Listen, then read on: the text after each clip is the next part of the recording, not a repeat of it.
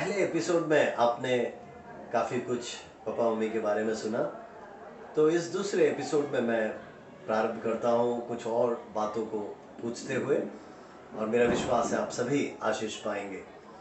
पापा जी, आपने कहा कि 10वीं के बाद आप फौज में जुड़े, तो फौज में जुड़ने के बाद आपने कुछ पढ़ाई की? हाँ, मैं आर्मी में आने के बाद एजुअल पढ़ाई में रहा, वहाँ पर हुआ। मैंने आईएससी इंटर साइंस किया आर्मी में रहते हुए। उसके बाद मैंने डिप्लोमा किया है, या आर्मी के कॉलेज में डिप्लोमा किया। लेकिन उससे पहले मैंने डीजल इंजीनियरिंग का डिप्लोमा में बाहर से मैं ओके, सो डीजल इंजीनियरिंग में आपने डिप्लोमा किया, उसके बाद ऑटोमोबाइल्स में। उसके बाद ऑटोमोबाइल्स में। तो क्या यही कारण था कि आप ईएमई में घुसे? ईएमई में शुरू में मुझे ईएमई में मिला। उसका उधर ट्रेड टेस्ट होता है। ट्रेड टेस्ट में मेरा इच्छा ये था कि मैं एक मैकेनिकल फील्ड में, ऑटोमोबाइल से मुझे बचपन से ही प्रीति था, तो उसमें जाए। मुझे फाइनली वो चीज़ मुझे मिला। ओके, सो ईएमई का मतलब होता है इलेक्ट्रिकल मैकेनिकल इंजीनियरिंग, और उसमें पापा जुड़े और उसमें उस ट्रेड के साथ नौकरी करने लगे।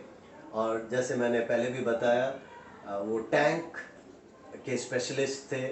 सो पूरे भारत में कहीं पर भी अगर टैंक से संबंधित कुछ भी बात होता तो पापा को जाना पड़ता था। ओके, सो पापा जी, आप जब जुड़े तो आप एक सिपाही के रूप में जुड़े? या ओके, तो फिर आपको कैसे प्रमोशंस मिले? मैंने एक नेशनल डिप्लोमा होता है हमारा, उसके लिए एंट्रेंस टेस्ट मैंने पास किया। उसमें ऑल इंडिया बेसिस में फर्स्ट आया। अच्छा। और उसके बाद डिप्लोमा किया, डिप्लोमा में भी फर्स्ट आया। और मैं एमई बोलता है, एमई कॉलेज सिकंदराबाद में इंस्ट्रक्टर के तौर पर रहा। और काफ़ी हमारे सीनियर ऑफिसर्स मुझसे खुश थे। मेरा पढ़ाने का तरीका और इक्विपमेंट के ऊपर नॉलेज और साइंस के साथ का लगाव, उन्होंने मुझे इनकरेज किया। और हमारा उस्ताद लोग भी काफ़ी इनकरेज किया, आप कमीशन के लिए ट्राई करो। इसका मतलब तब तक आप अदर रैंक्स में थे, या है ना? मैं एक जेसीओ रैंक में, जैसे इधर का इंस्पेक्टर है पुलिस का, उस रैंक तक मैं आ गया। ओके, इसका मतलब जूनियर कमीशन ऑफिसर, या जेसीओ के उस स्थान पर थे। तो फिर आपने कमीशन का एग्ज़ाम लिखा और आप कमीशन का पास हुए।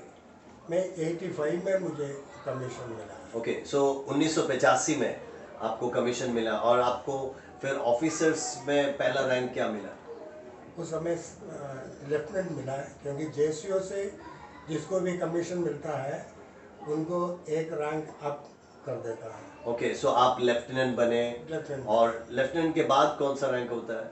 कैप्टन, कैप्टन, और कैप्टन के बाद मेजर, मेजर, और मेजर के बाद लेफ्टिनेंट कर्नल। ओके, सो लेफ्टिनेंट कर्नल तक आप बने, या और उसके बाद आप रिटायर्ड हुए। या ओके, सो कुल मिलाकर आपने आर्मी में कितने साल नौकरी की? मैं 39 इयर्स आर्मी में सर्विस। इसका मतलब लगभग 40 साल। 40 साल आपने भारतीय फौज में नौकरी किया। ओके, बहुत ही अच्छी बात। प्रभु आपको और आशीष दे, अनुग्रहित करे। अब मम्मी, मैं आपसे पूछना चाहता हूँ कि पापा जब अफसर बन गए, पहले की स्थिति और अफसर बनने के बाद की स्थिति में कुछ फर्क आया? फर्क है, बहुत फर्क। बहुत फर्क है। ओके ओके, सो क्या आशीषें थी, या क्या किस रीति से आप बताना चाहेंगे फर्क था? फर्क है सभी रीति से, बच्चों को पढ़ाई का सब रीति से, क्वार्टर का, इसी प्रकार सब रीति से थोड़ा ओके, रहने का अच्छा सुविधा, अच्छा सुविधा, अच्छा स्कूल, अच्छा। और पढ़ाई लिखाई। ऐसे। ओके, सो हर सुविधाएं आपको मिली। लेकिन पापा का जब बीच बीच में एक्सरसाइज होता था या बॉर्डर में जाना पड़ता था, तो आप अकेली रह जाती थी और आप चारों बच्चों को संभालते थे। क्या ये तकलीफ था? ये क्या बोल सकती है तकलीफ नहीं है। चार अभी एक बच्चे को पालन पोषण करने के लिए कितना मुश्किल होते हैं, इसी प्रकार चार बच्चे को एक लेडी अकेले करना है तो कितना प्रॉब्लम होती है। ओ, मम्मी ने बहुत ही अच्छा उत्तर दिया। शायद वो मुझे ही बता रही थी कि एक बेटी को संभालने में मुझे कितना तकलीफ होता है, तो मम्मी कह रही है कि उन्होंने 4-4 बच्चे पाले हैं। ना केवल हमको, हम सभी विश्वासी अब पहचान सकते हैं कि एक बच्चे को संभालना कितना दिक्कत होता है, लेकिन उन्होंने 4-4 बच्चों को संभाला और अकेले उन्होंने संभाला, तो पूरा श्रेय आपको मिलता है। प्रभु उसके लिए आपको बहुत आशीष दे, बहुत अनुग्रहित करे। ओके, अब मैं एक प्रश्न पूछूंगा, आपको सही से जवाब देना होगा। चारों बच्चों में से सबसे ज्यादा प्यार आप किसको करते हैं? ये मुझको पता नहीं। चारों बच्चा मेरे मुझको प्यार करते हैं।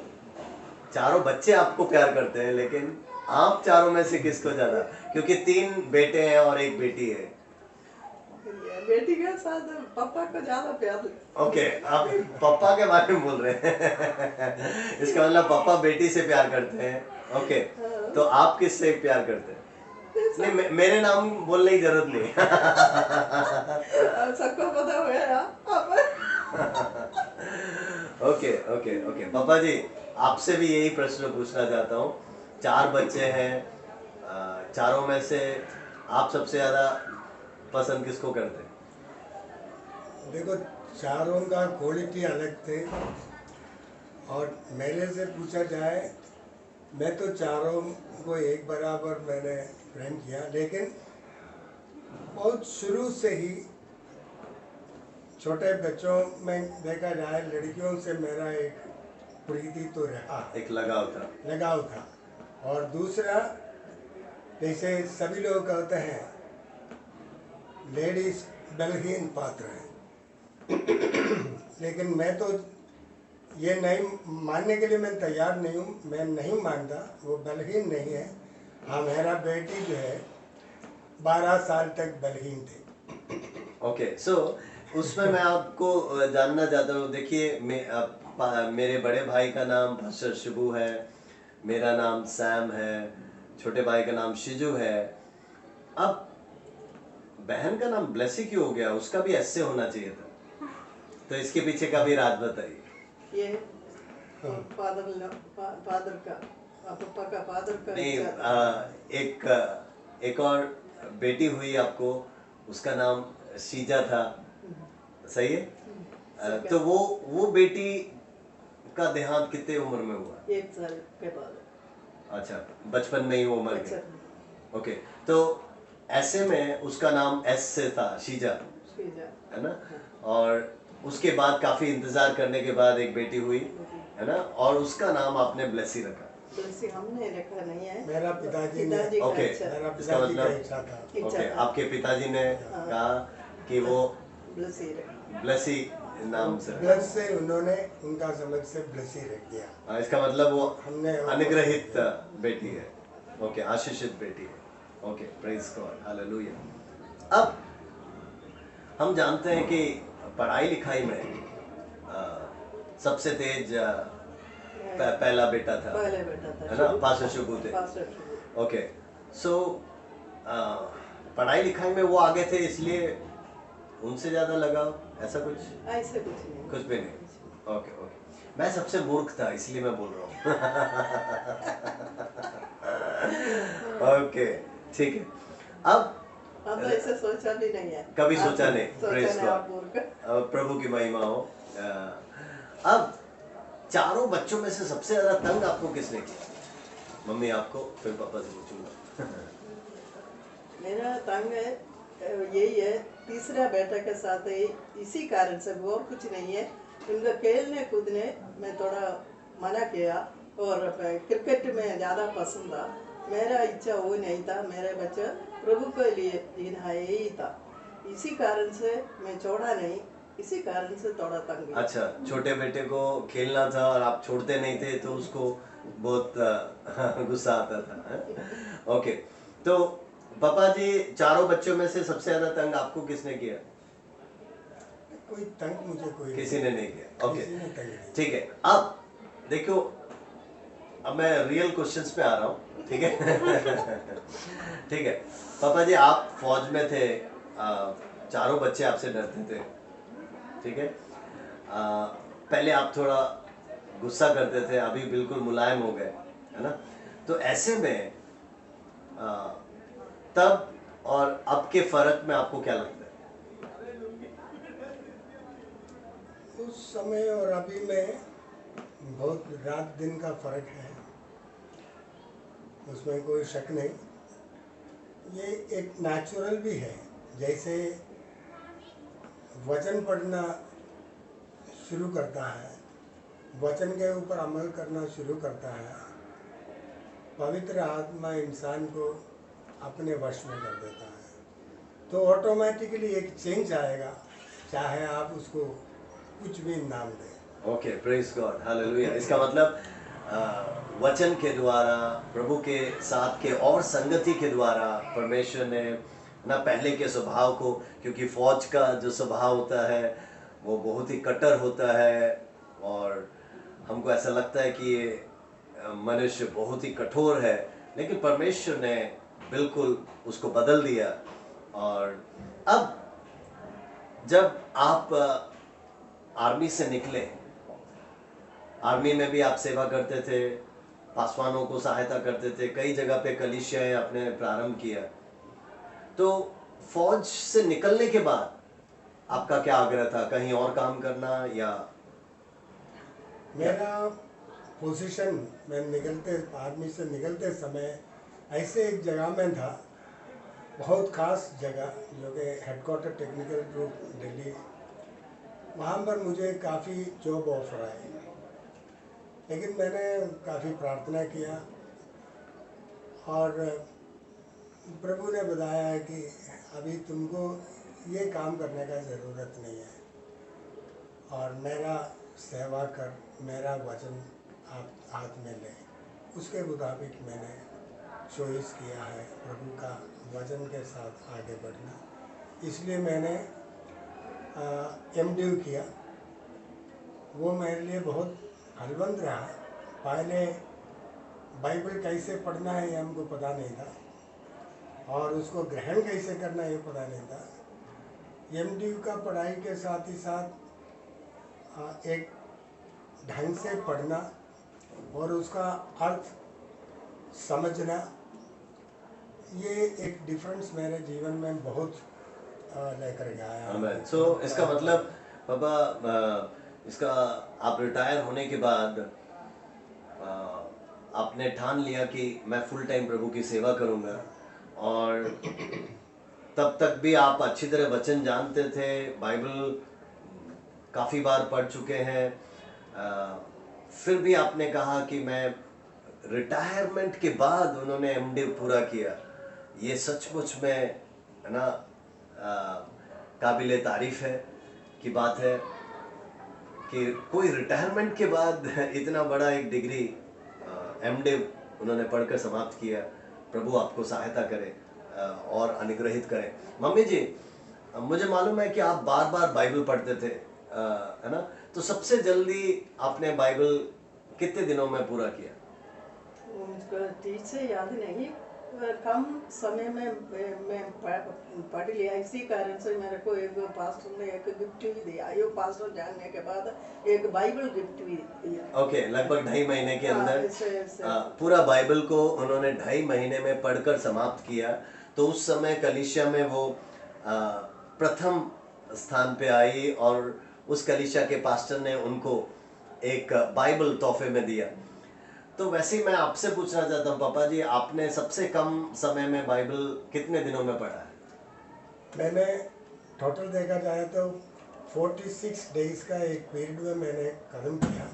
उसमें 4 दिन फिरोजपुर में मैं बाइबल कॉलेज में कुछ समय पढ़ाने के लिए, मतलब मीटिंग के लिए जाता, तो 3-4 दिन वहाँ पर क्लास भी लेकर के आते थे, तो 4 दिन वहाँ पर रहा। तो इफेक्टिव डेज देखा जाए तो 38 डेज में मैंने वो इसका मतलब आपने करीब 40 दिन में बाइबल पढ़कर समाप्त किया। सो देखिए, एक बहुत ही अच्छी बात ये थी कि पापा मम्मी दोनों बाइबल काफ़ी बार पढ़ चुके और कम समय में भी पूरा बाइबल को पढ़कर ख़त्म किया, और कई बार साल में कई बार बाइबल पढ़कर समाप्त करते थे।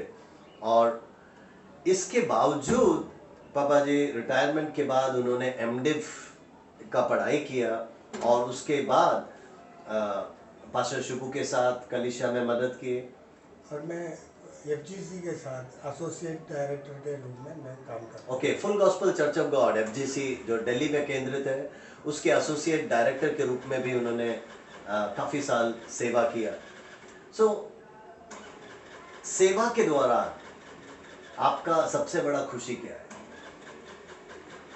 कई जगह में फील्ड में जाने का मौका मिला। वो नॉर्मल दिल्ली में बैठकर या एक शहर में बैठ कर के उसका अनुभव कर नहीं सकता। हमने कई जगह में पैदल मीलों मीलों तक पैदल गया है। कभी एक बैग अपना कंधे में डाल करके गया है। जहाँ पर इंटीरियर एरिया में जाते थे वहाँ पर रह करके 2-3 दिन रह करके मीटिंग लेता था, और काफ़ी काम करने का मौका मिला। लोगों को प्रैक्टिकल चीज़ें कैसे करना है, कैसे सेवा करना है, इसको बताने का बहुत अच्छा एक मौका मुझे मिला था। आमीन, प्रेज द लॉर्ड। सो परमेश्वर ने मदद किया कि भारत के कोने कोने में यात्रा करने के लिए, कलीसियाओं को जाकर प्रोत्साहित करने के लिए, वचन सिखाने के लिए प्रभु ने पिताजी को मदद किया, सहायता किया। मम्मी, मैं आपसे पूछना चाहता हूँ, कई बार आपका शारीरिक स्थिति अच्छा नहीं था ना, आप बीमार हुए, तो ऐसा कोई घटना बताइए जहाँ पर आपको मौत का सामना करना पड़ा हो। कई बार हो चुका है। इसमें ऐसे 87 में मुझको ज़्यादा प्रॉब्लम हो गया। मैं 18 डेज उसी टाइम की हस्बैंड घर में नहीं था, पापा घर में नहीं थे। पापा घर में नहीं था। आप लोग चारों में छोटा छोटा था, बड़ा बेटा शुभू था। मैं 18 डेज तक मुझको ऐसे मैं कुछ भी खाता नहीं पीता नहीं, ऐसे अवस्था में पड़ा। फिर भी धूप आते वक्त उठ के घर का काम करना, और कोई नहीं था, इसलिए बच्चों को पालन पोषण करना, सब करना था। सो 1987 की बात बता रही है कि 18 दिन तक बिस्तर से उठ नहीं पाई, और बहुत ही तकलीफ में, कुछ खाती नहीं थी, पीती नहीं थी, बीमार पड़ी रहती थी, और फिर भी धूप आते ही उठकर कुछ बच्चों के लिए, चारों बच्चों के लिए बनाकर फिर वो सो जाती थी, क्योंकि पापा उस समय पर भी बॉर्डर में गए हुए थे। हाँ, फिर बताइए। इसी प्रकार कई अनुभव हुआ है। फिर उसी टाइम 18 डेज में मेरे जीवन में बहुत फर्क आया। मैं सोचा मैं दुनिया छोड़ के जा रहे, ऐसे अवस्था में मेरा रूम सब, मेरे को उठने के लिए मुश्किल था, पाँव में ज़्यादा प्रॉब्लम, उठ नहीं सकते थे। तो उसी टाइम मेरे को ऐसे लगा मेरे पाँव सब ठीक है, कोई प्रॉब्लम नहीं है। ऐसे मेरा रूम के अंदर इतना तेज लाइट है, ऐसे लाइट जला रहे, ऐसे अनुभव में बिस्तर में पड़ा था। मैं सोचा क्या है, इधर कोई नहीं है, बच्चे स्कूल में, सब बच्चे स्कूल में, कुछ नहीं है ऐसे। फिर बच्चे स्कूल से आने के बाद ऐसे अनुभव में मैं पड़ा, तेज ज़्यादा हो रहे हैं। मैं सोचा मैं दुनिया छोड़ने वाला है, ऐसा सोचा। फिर ऐसे रहेगा। शाम के वक्त मेरे को अच्छी तरह पता हो गया मैं दुनिया छोड़ने वाला है, ऐसे अनुभव में। इसलिए प्रकाश इतना मुझको दे रहे हैं ऐसे। मैं बड़ा बेटा को बुलाया, कुछ लेटर लिखे बड़ा बेटा के हाथ में देने के बाद बोला आपका पापा आने के बाद ये लेटर देना, और कुछ किसी के हाथ नहीं देना। फिर बेटा अभी बोल रहे मुझको याद नहीं है मैं क्या क्या बड़ा बेटा को समझाया, कुछ बताया। ये अभी बोल रहे कुछ सब चीज़ मुझको सौंपा, मुझको भी पता हो गया, कारण मेरा पाव और हाथ सब अभी नीला पड़ गया। ओके, सो ये जो घटना मम्मी बता रही है वो 1987 में, 1987 में 18 दिन तक बीमार पड़ी रही, और कुछ खाती नहीं पीती नहीं, और 18वें दिन तबीयत काफ़ी बिगड़ गया और ऐसा लगा कि वो मरने पर थी। और ऐसे पर पापा बॉर्डर में गए हुए थे। तो मुझे अभी भी याद है कि आपने मलयालम में एक खत लिखा था और आपके पर्स में उसको रखा अच्छा। और बड़े भाई के हाथ में दिया और बोला कि पापा जब आएंगे तो उनके हाथ में ही ये देना। ये मुझे भी याद है। और मुझे उसके बाद याद है कि मम्मी बिल्कुल सीधा सो गई। और बड़े भाई थे, बड़े भाई 8वीं में थे तो मैं तो 4वीं में था। तो बड़े भाई मम्मी के बिल्कुल पेट पे ऊपर है ना हाथ रखकर, सीने में और पेट के ऊपर हाथ रखकर घुटनों में आकर रो रो के प्रार्थना करने लगे और मैं बाजू में ही खड़ा था, मुझे अभी भी याद है। उन्होंने यही प्रार्थना की थी कि प्रभु, मैं जानता हूं कि मम्मी का देहांत होने वाला है, लेकिन हम छोटे छोटे बच्चों को अकेले छोड़कर मम्मी को अभी मत ले।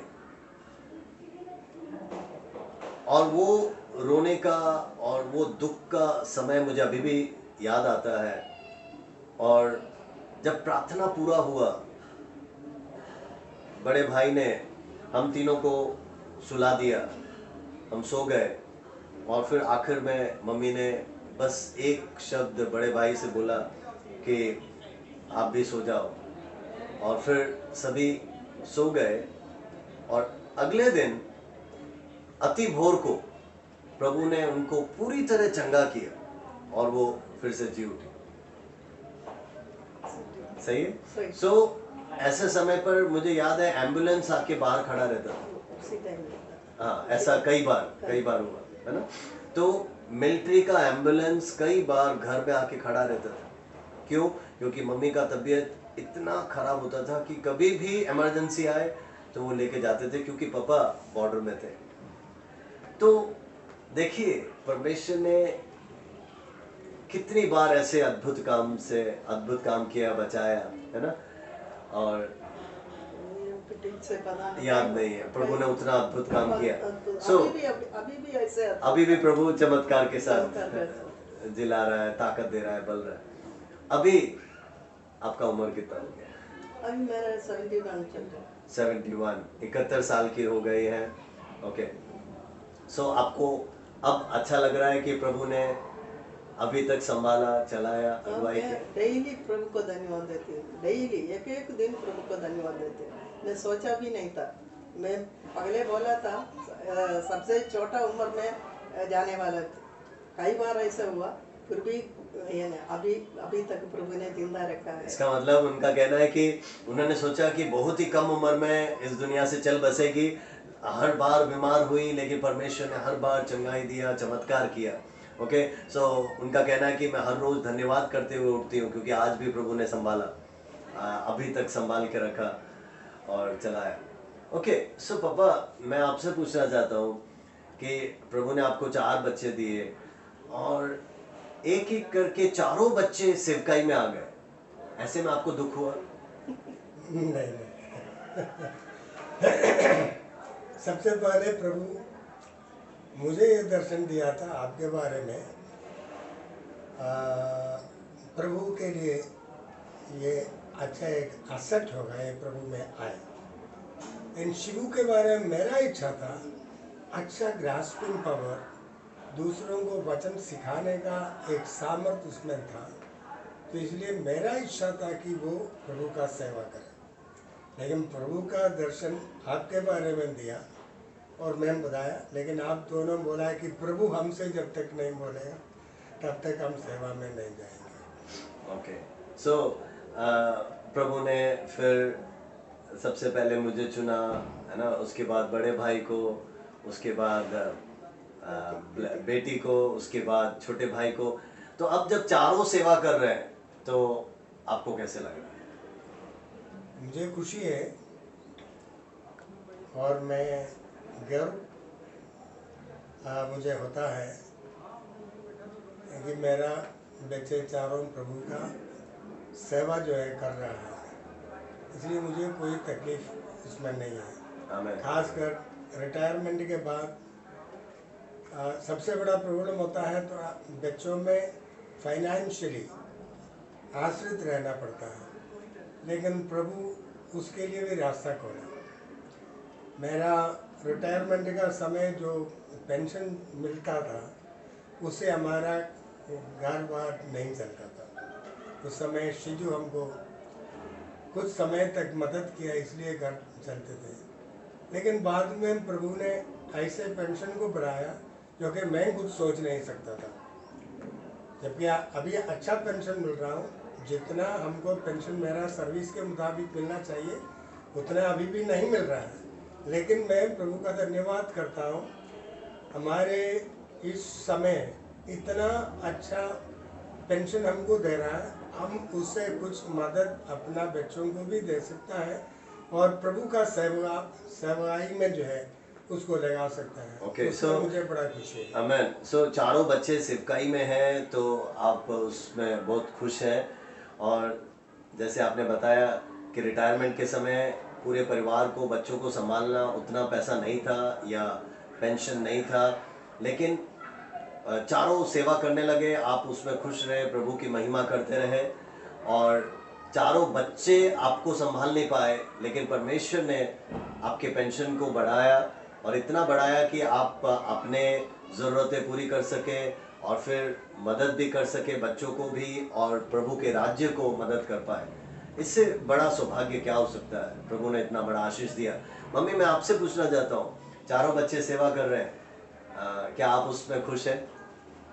मैं खुश हूँ, पूरी तरह खुश हैं? पूरी तरह। आमेन, आमेन। सो अब बच्चों के बच्चे भी, हाँ, वो हमारा प्रार्थना यही है, वो भी ऐसे होना चाहिए, मीन्स वो भी सेवा करें। सेवा करें। Hallelujah, praise the Lord.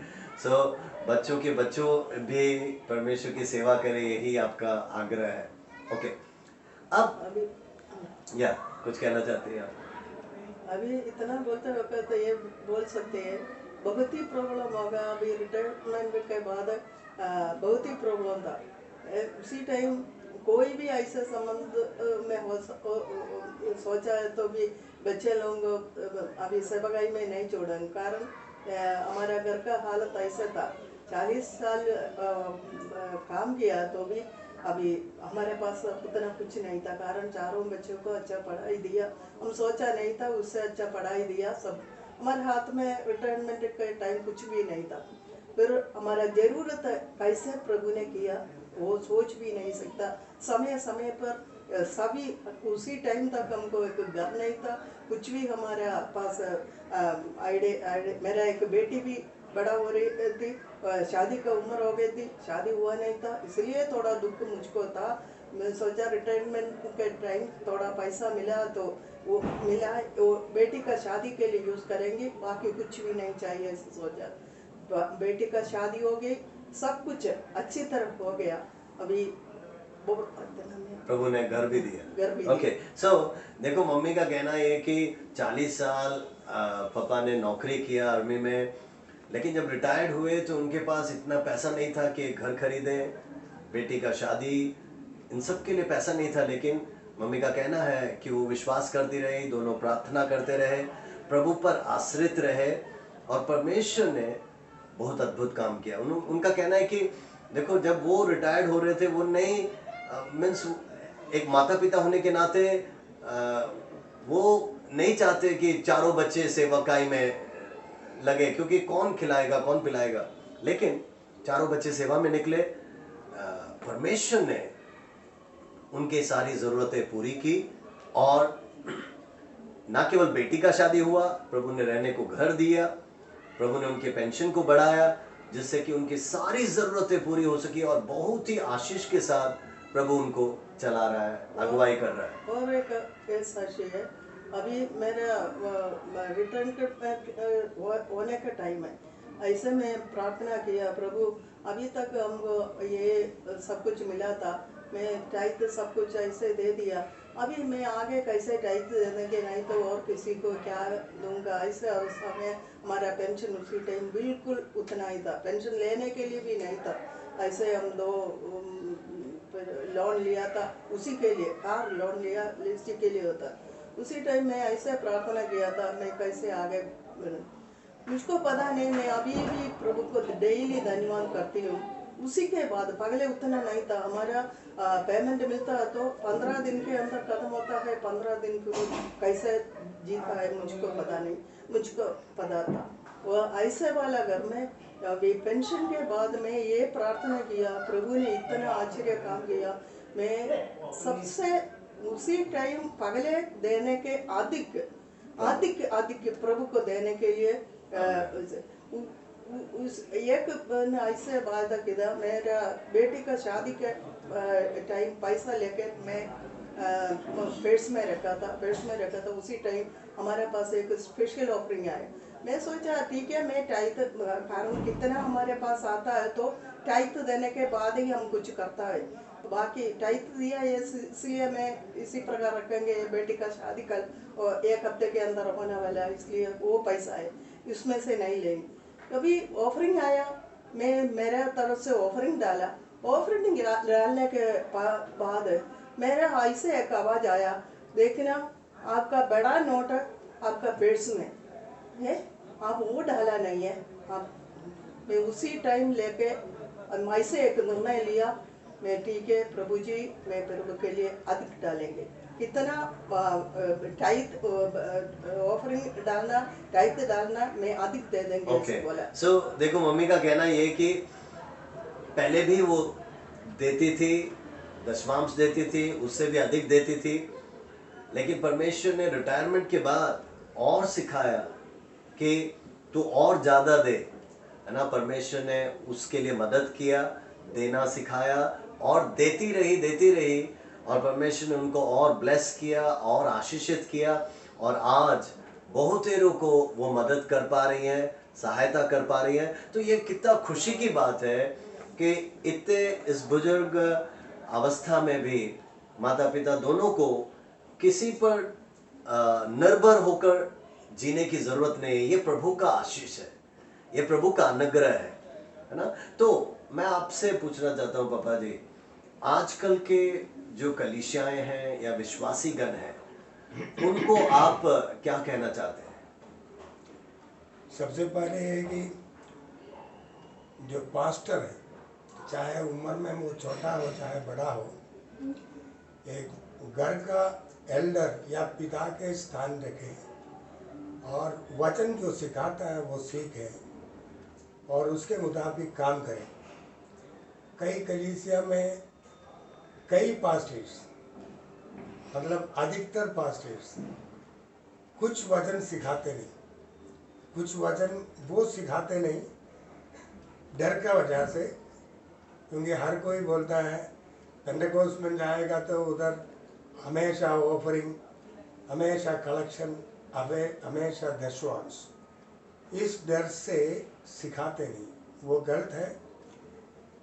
वचन जैसे सिखाता है वैसे चर्च को सिखाना चाहिए और चर्च मेंबर्स उसको अपनाना चाहिए कि ऑफरिंग क्या है उसको समझे, स्पेशल ऑफरिंग क्या है वो उसको, या फ्री विल ऑफरिंग क्या है वो सीखे और दशवांश देना वो सीखे। तो इससे आशीष मिलती है, जरूर से आशीष मिलती है। सिर्फ हमारा ही टेस्टिमनी नहीं, हमारा चर्च में दिल्ली में कोई भी आ जाए, किसी से भी इस चीज़ के बारे में पूछे, अच्छी तरह वहाँ पर सिखलाई दिया और लोग कल क्या होगा सोचे बिना फ्री विल ऑफरिंग और दशवांश दिया, जिसका आशीष आज सारे लोग देख रहा है। आमेन। सो देखिए, सभी विश्वासियों से उनका कहना यह है कि कलीसिया के पासवान का आदर करें, इज्जत करें और जो वचन वो सिखाते हैं वो सीखें और प्रभु के राज्य में बोइए, प्रभु के राज्य में दीजिए, तो प्रभु आपको और देगा और आशीषित करेगा। सो काफ़ी समय हो चुका, मैं धन्यवाद देना चाहता हूँ पापा मम्मी, आपने समय निकाला और हमारे साथ इतना देर आपने अपने अनुभवों को बताया। आइए हम एक छोटी सी प्रार्थना करके समाप्त करेंगे। प्यारे प्रभु यीशु, धन्यवाद करते हैं कि प्रभु जी तेरे दास और दासी के साथ समय बिताने के लिए, उनसे कई बातों को करने के लिए तूने मदद किया।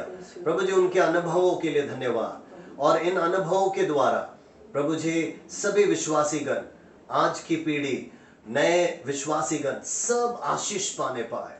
प्रभु जी हम प्रार्थना करते हैं इन दिनों में तू सभी परिवारों को मजबूत कर और विश्वास में और धैर्य के साथ खड़ा रख प्रभु जी, ताकि जैसे प्रभु हमारे माता पिता को तूने चलाया, इस्तेमाल किया और आज तक खड़ा किया है, वैसे ही प्रभु तेरे राज्य के लिए सभी परिवार खड़े हो जाएं, सभी विश्वासी खड़े हो जाएं और कलीसिया के लिए खंबे बन जाए प्रभु। धन्यवाद, धन्यवाद इस अच्छे मौके के लिए। प्यारे प्रभु जी सारा आदर, महिमा, इज्जत और जलाल हम तुझे देते हैं और ये छोटी सी विनती यीशु के मीठे नाम से मांगते हैं, सुन और ग्रहण कर प्रभु जी। आमीन। Thank you, God bless.